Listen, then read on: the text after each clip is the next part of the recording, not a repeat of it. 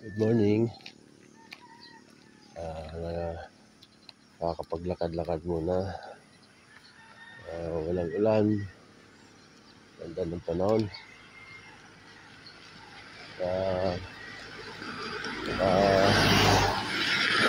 Sabi kahit paano. Dito tayo papunta ngayon sa lugar. At nga pala ako ikukwento sa inyo. Itong lugar na ito ay dating kinakatakutan namin nung kami ay nung kabataan namin. Laging sinasabi, ang lugar na ito ay maraming lumalabas na kababalaghan. Lumalabas ang mga ito sa 10 oras ng gabi. Kasi sabi nila, dito sila nakakakita. Ayon ito sa mga kwento ng mga matatanda. Si tatay, si lola. Itong lugar na ito, sadya daw na may lumalabas na lumilipad na kabaong,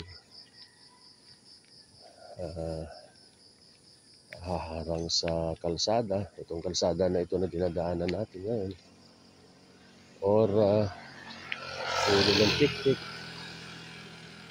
pero magpapakita na aso, tapos nagiging pusa, or ibon, tapos nagiging pusa.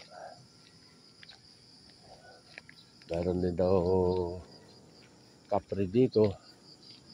Kasi dati dito ay may kwan eh. Ito na yung lugar na ito. Yung may mga tubig. Yung may bahay na yan na kulay pula ang bubong. Diyan dati nakatayo yung napakalaking akasya.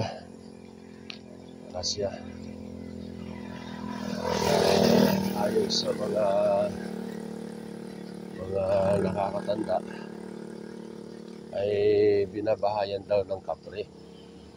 So ang lugar na ito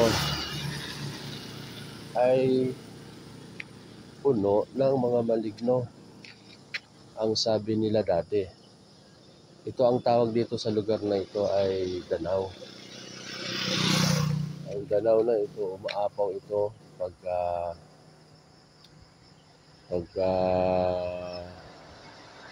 may mga bagyo, may ulan. At sabi nila, pagka ang Danaw na ito ay napuno na ng water lily. Ayan ngayon, hindi pa ganong puno ng water lily. Tila nagpapahiwatig na siya ay aapaw na naman pagka puno na ng water lily. Yan. So sa ngayon, hindi pa siya puno ng water lily. Dahil ito yung mga patatandaan ng mga tao dito eh. Kahit nung panahon pa man, nung unang panahon pa man. Once na puno ito ng water lily, ay may posibilidad na bumaha or umapaw na naman ito sa panahon ng tag-ulan.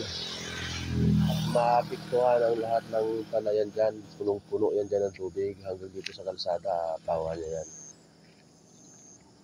Ngayon, itong lugar na ito ay may mga bahay na.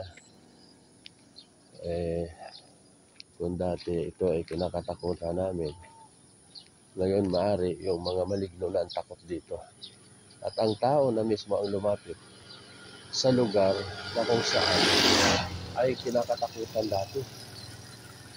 So ngayon, ang maligno dito, maring lumayas na kasi ilang bahay na nandito eh. 1, 2, 3, 4 na bahay ang nakatayo dito ngayon. Sa ngayon, hindi na siya nakakatakot na lugar kasi pagkagaling dyan sa Panitan, dati kasi nung nag-aaral ako ng college sa Ruas, gabi na ako kung makauwi galing sa school 9 or 10 ng gabi. So ang lugar na ito, pagka dito ako dumadaan,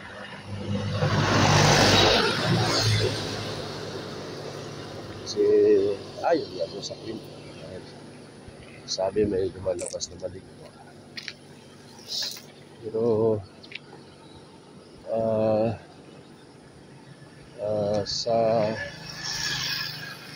sa gabi-gabi na aking paglalakad dito from Panitan to Agkilo, sa awa ng Diyos wala din naman ako nakita ng sinasabi nilang maligwa.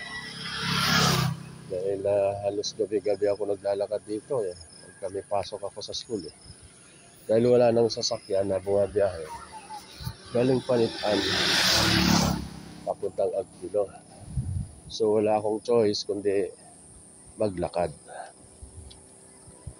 Ngayon wala na, marami ng kabahayan dito. Ito dati yan. Wala yan dyan. Wala pa mga bahay dyan, mga palayan pa lang yan. Kaya pagdating ng gabi, nakapatunatin daw ito mula dito hanggang doon sa Agkilo. Madilim talaga. At saka dito sa mga lugar na ito na nilalakaran natin, may mga aksidente dito ng mga nababangga, namamatay. Kaya sabi nila talagang from Panitan to Konsensya ay mga lugar na ito na accident prone area. Kaya kami ay nag-iingat lagi sa mga lugar na ito kahit na maglalakad kasi mabibilis ang mga sasakyan dito. Okay, mga good morning sa inyo lahat. Ngayon magpapawis tayo. Shout out pala dyan kay Mami. Shout out. Tulog pa. Kung nagkuhan lang muna, naglakad-lakad. Guys, hanggang dito na lang ang aking muna vlog. Until next time mga kabady, good morning sa lahat.